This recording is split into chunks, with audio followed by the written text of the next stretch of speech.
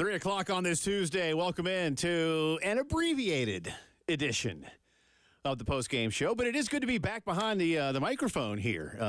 It's been since Thursday that we've been in studio. He's Elijah Campbell. I'm Jay Phillips. Thank you for being with us. We did our show Friday early. Well, it wasn't our show. It was the Tyler Head Sports Experience with Terry Ford. It's a blending of shows. Yeah. And we did it live from Village Idiot. And we had a good time down there. Ate some pizza. Saw some people.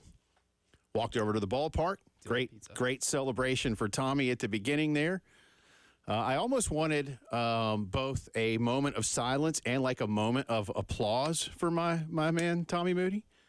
But then the moment of applause came because his daughter, Casey, threw out the first pitch for those that weren't there, and she bleeping nailed it, man. I mean, whoom, right down the gut, the way a ceremonial first pitch should be. Did somebody call it a strike from the stand? Somebody had to have ceremoniously I'm sure somebody called it. Sure somebody did. And Derek pulling back the curtain on the Tommy Moody logo for the year with the microphone. So good day on Friday, and then we were away yesterday for the holiday. Hope many of you that had the day off enjoyed a long weekend. I know my co-host was down along the South Carolina coast for a bit. So good for you, man. Got to check out Folly Beach for the first time. Yeah? Girlfriend and I took the golden retriever out and figured, he might like a day of chasing a ball around on a beach. So. Did you bring back any, like, shells or... maybe some that may have made it into my shoes. Yeah, sure. Potentially. Sure. But that's the first time ever going. And to Charleston or just to Folly? To Folly. Okay. I actually never hung out in Charleston. Driven through it, but I've never hung out there. Charleston's a fine town. Yeah, it seems like it. But man, Folly Beach is a lot of fun. 10 out of 10 recommend. That was awesome. What does Lieutenant Dan say? I've been to Little Rock once. It's a fine town.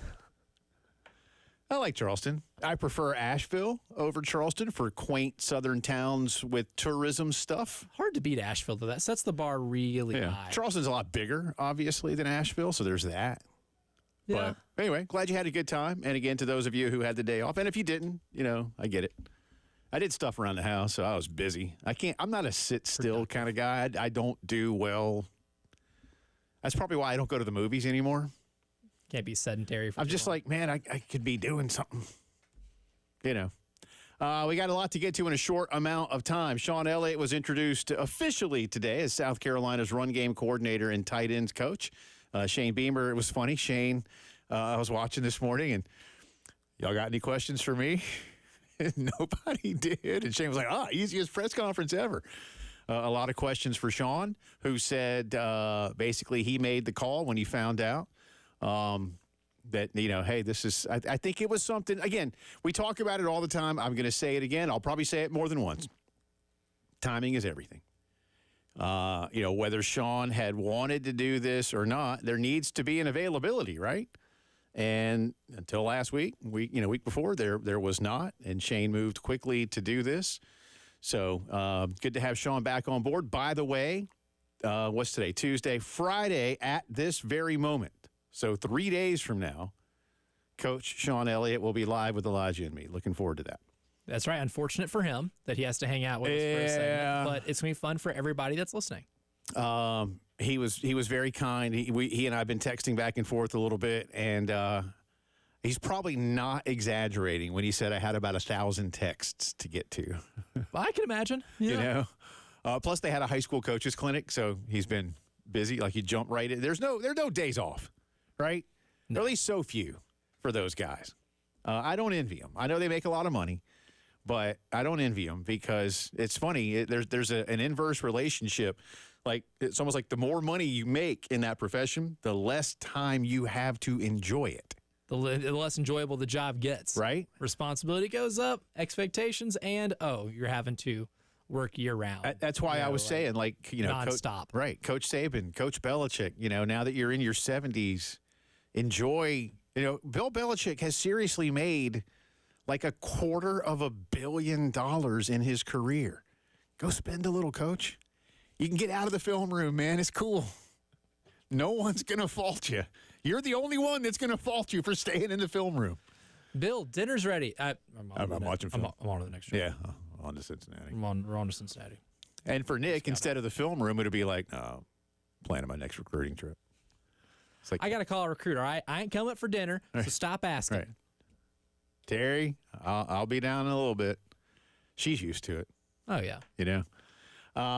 But good to have Sean back on. We'll have a little bit of that for you. Again, Gamecock baseball coming your way in 40 minutes, at least airtime, 4 o'clock first pitch, Carolina and Winthrop. What a day on Sunday. What a nice weekend. I think, since I'm the rain on the parade guy sometimes, they left a lot of guys on base, but they scored a lot of runs. I mean, so they really had opportunities. But other than that, I mean, a combined no-hitter. Ethan Petrie hit a couple. Yeah, I think you got a lot of pitches out of your starters. So you felt good about what your rotation looked like. You'll get to try out 2 new guys for midweek opportunities this week. So there's that.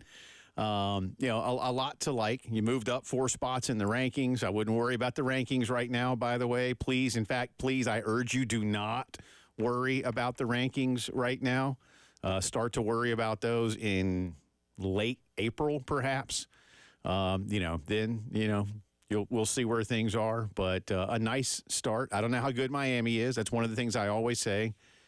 Carolina beat them pretty handily each day. Ben Roethlisberger ain't walking through that. No, he's not. And David Cloninger let me know from the press box the other day, perhaps most famous baseball alum, former Braves and many other pitcher, Charlie Leibrandt, the crafty left-hander. So went to Miami back in the day. I did not know that. I didn't either, but I guarantee you not a lot of people did. I would have figured, honestly, that a guy like Leibrandt probably didn't play college baseball back in the 70s or whatever, because that's about when he would have been in college, right? 70s. I mean, he was in his late 30s when he was finally a Brave.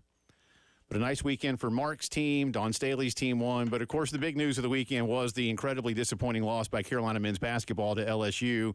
I called it brutal on Saturday. Look, I'm not at all a sky is falling guy. And I don't necessarily couple what happened in Auburn with what happened inside CLA on Saturday. I do not believe that was a case of one game beating you twice. And the reason I say that is because South Carolina, with 15 minutes to go at home, had a 16-point lead. But therein lies the problem. And I said it like this to Elijah today. You had a 16-point second-half lead at home against a team with a less than 500 record. You have to win that game. Mm-hmm. And I called it can't lose. They're not must win at this point in time, but they are can't lose. You were going to take a net ranking hit and a Ken Pom hit and an RPI hit regardless because LSU's not very good. They're not terrible. They're just not very good. So you were good. But that, again, to me, that doesn't matter as much. What do I keep saying about rankings or whatever? Just win the next one. But what I do worry about now, and thank goodness they're off this week. I think they need it. I hope that Lamont has like a nice plan for them to reset in a lot of different ways.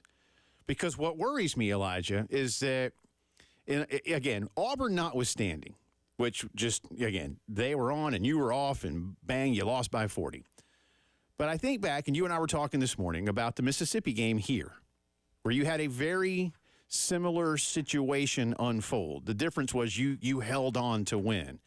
But Chris Beard figured something out in the second half, went right at you, and ate away at a really big lead at home. And, without that CMB block, maybe Ole Miss is feeling a little bit different on the defensive end, only down what? They would have only been down a point at that time, right? Yeah.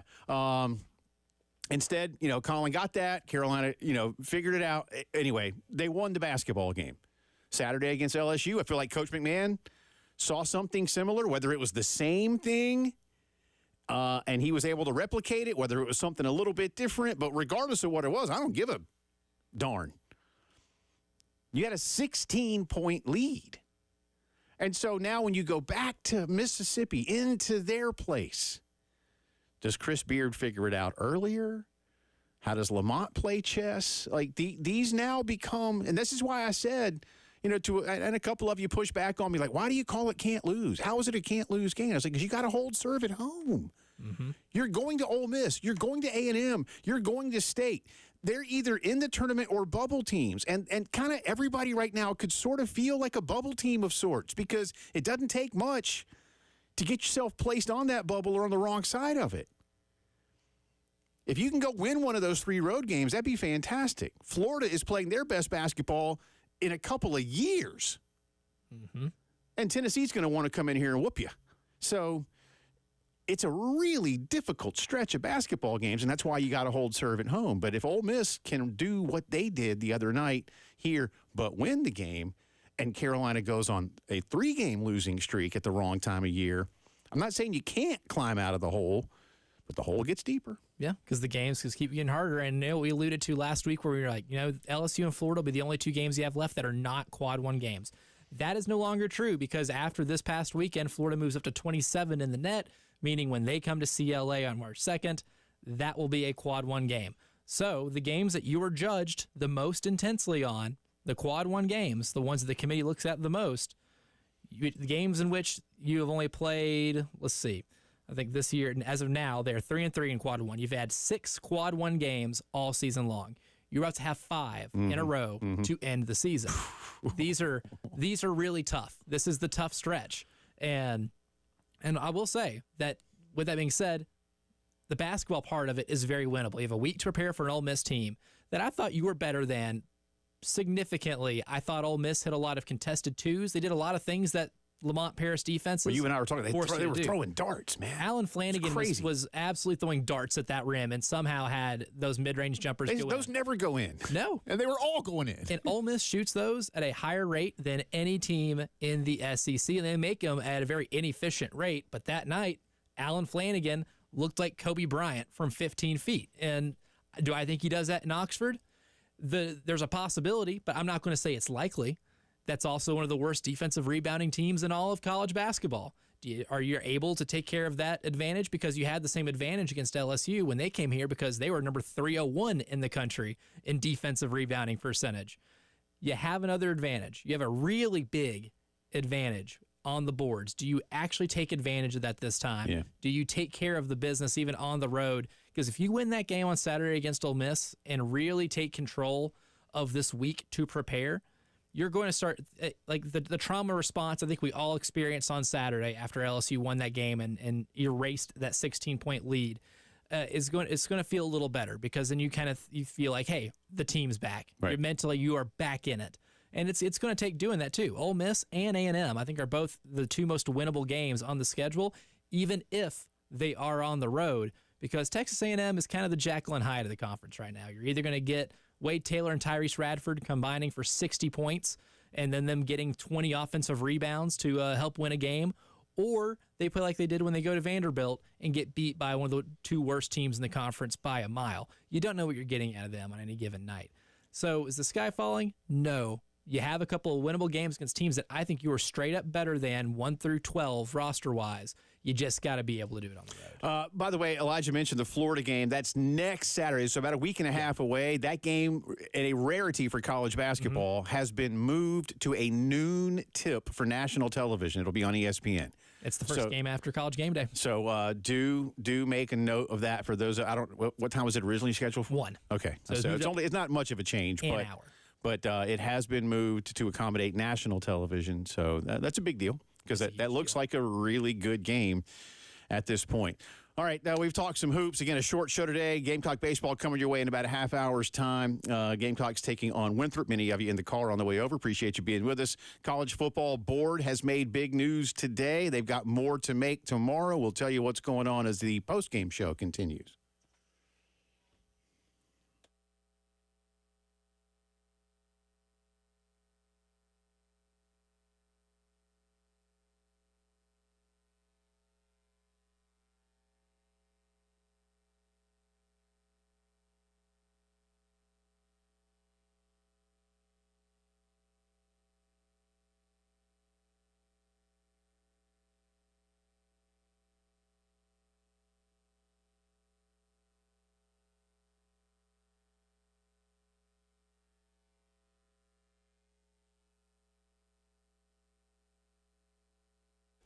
And you know what? Speaking of Palmetto citizens, listen, I can't be the guy that can give you that Grand Slam money. They can, but they can help you save a lot of money regardless. You know, they're a credit union. They return earnings back to members as lower loan rates and fewer fees. And how do I know this? Well, in part because my wife and I are customers of Palmetto Citizens Federal Credit Union, have been for several years. Really love what we get from them. Whether you need a personal loan, a new credit card, a car loan, mortgage, home equity line, putting the kids through school, maybe that dream vacation, whatever it is that you need, they can help you save. Plus, they'll work with you to customize terms and payments to fit your needs and budget. Apply online now at palmettocitizens.org, or you can visit any of their 14 convenient Midlands locations. My wife and I bank at the location on Millwood, not too far from our house. Wherever you go, great people. Check them out. Again, palmettocitizens.org. Palmetto Citizens, achieve your potential.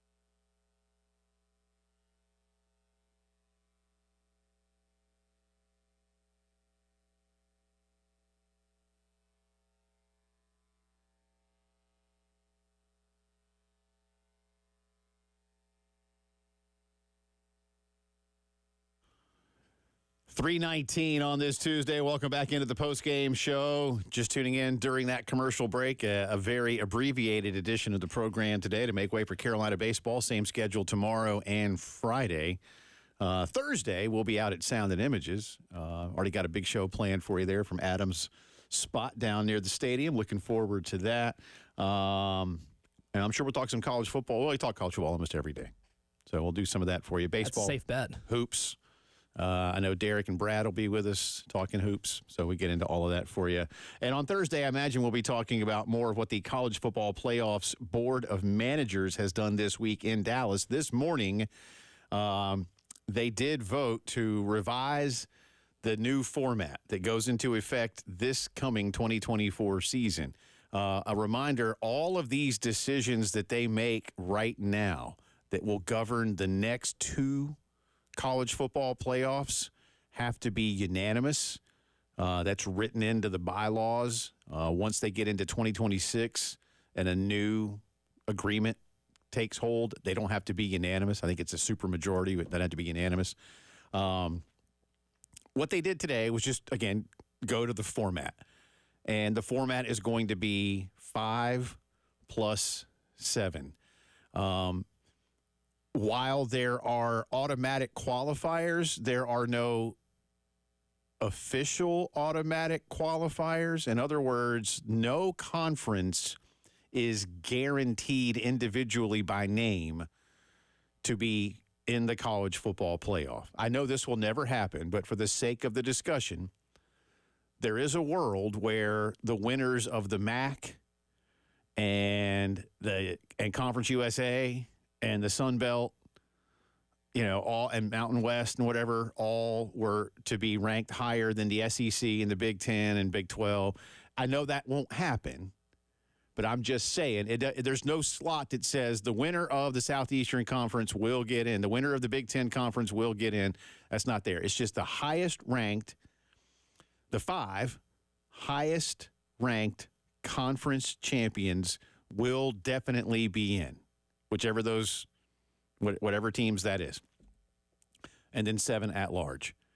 Now, it was going to be 6 plus 6 because the so-called, which is basically they're trying to make it go away, group of 5 wanted access, and that access was going to be granted. So when we had a Power 5, it was going to be those 5, you would think.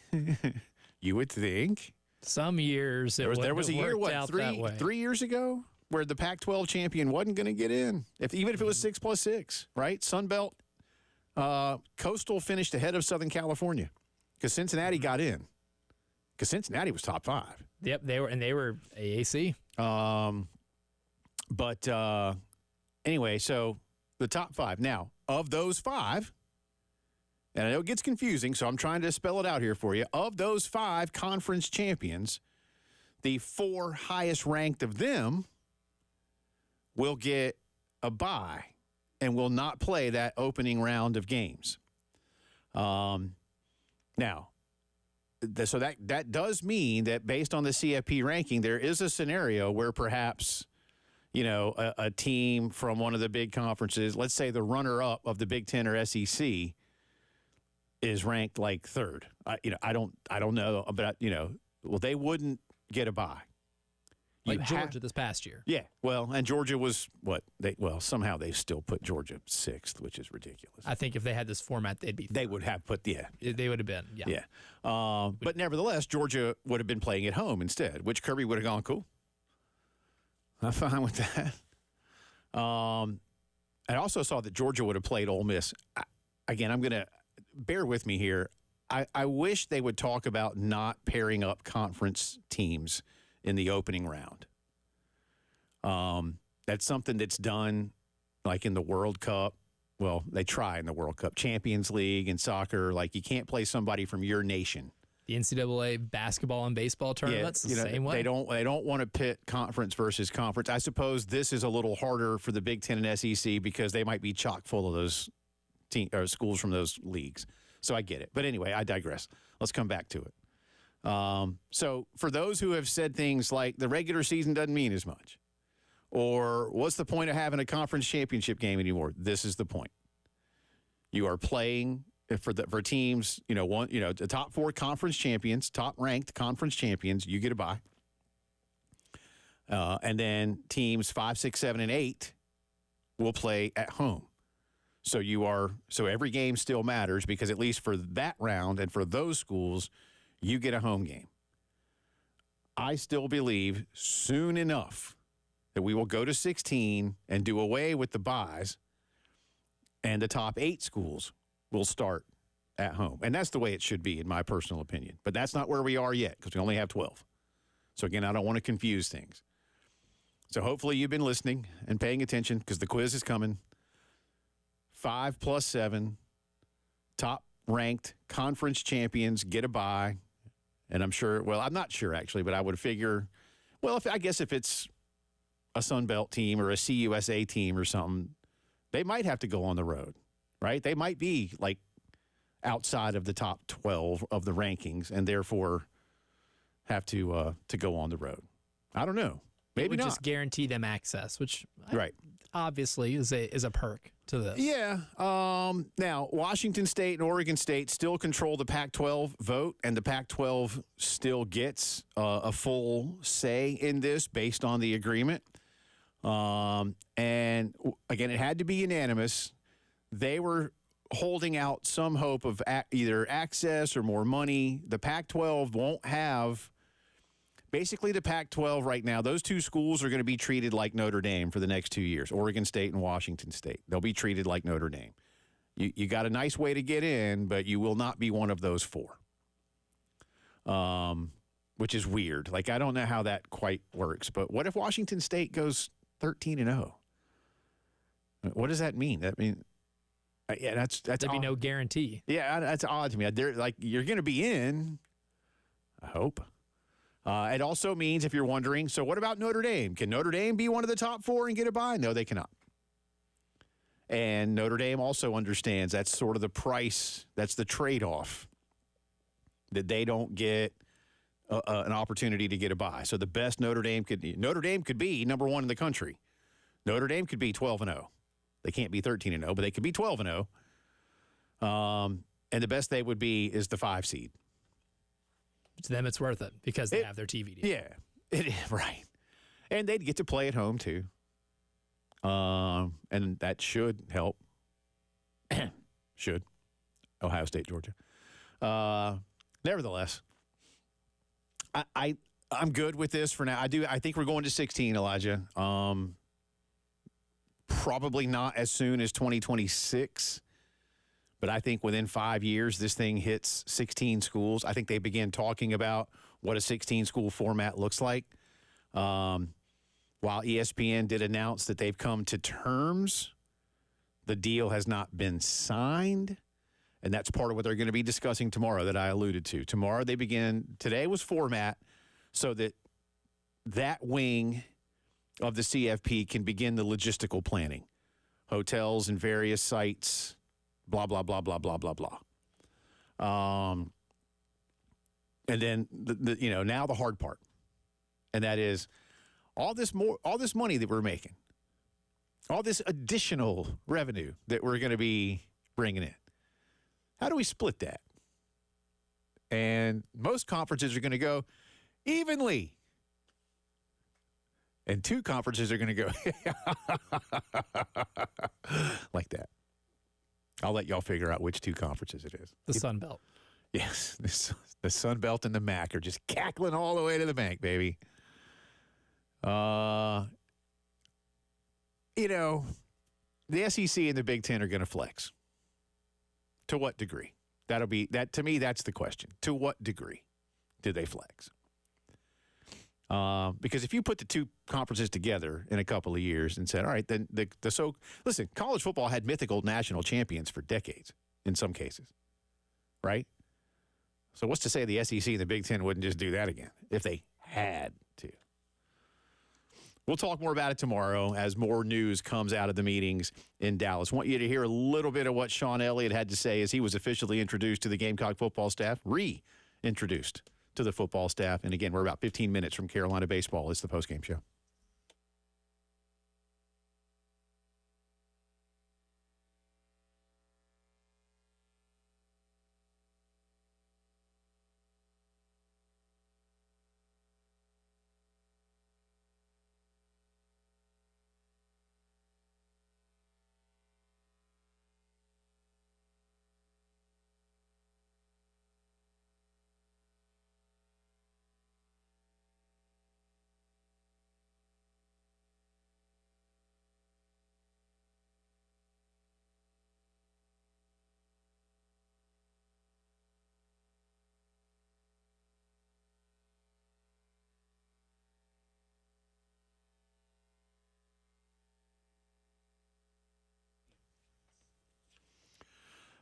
Let me tell you about our great friends at PL Wine Pool and Spa for years now. Many, many years. They've been the Midlands leader in in-ground vinyl, fiberglass, gunite swimming pool design and installation. If this has been a dream for you and your family, now is a fantastic time to act on that, make that dream a reality. And then once it becomes a reality and you've got a pool in your backyard, don't think that the folks from PL Wine are just like, all right, good luck.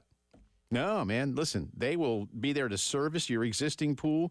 They'll help you keep it clean, upgrade when you want to do things like that. You can stop in and see what they can do for you, 5541 Sunset Boulevard in Lexington.